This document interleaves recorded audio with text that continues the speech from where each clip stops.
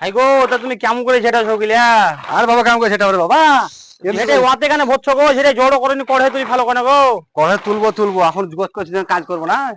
আরে কাজ করবানি ওইখানে ভরবানি, ওইট কটা লিবানি, আবার এখানে ফেলবানি, আবার কটা ভরবা, ওইরকম করে কাজ জড়ো করবা। তো এমনি করি হইলে হবে রে বাবা, কই দিছি তো না, পরে কই দিব, অত কি আছে, এখন করি কেন এমনি করি।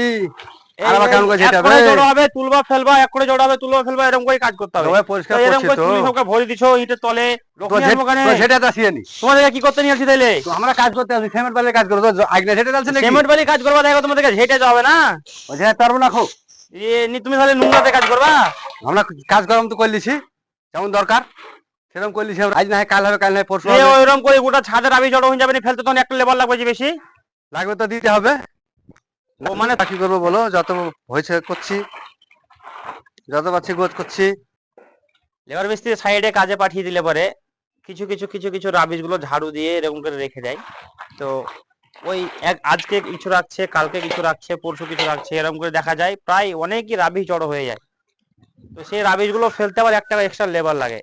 তো যে লোকগুলো কাজে আসছে সেই লোকগুলো দিয়েই যখন ওই জড়ো হচ্ছে এক করে দু করে করে, তো তখনই যদি তুলে ফেলে যায়, সাফ করে দেয় না, তখনই সবগুলো শেষ হয়ে যাবে।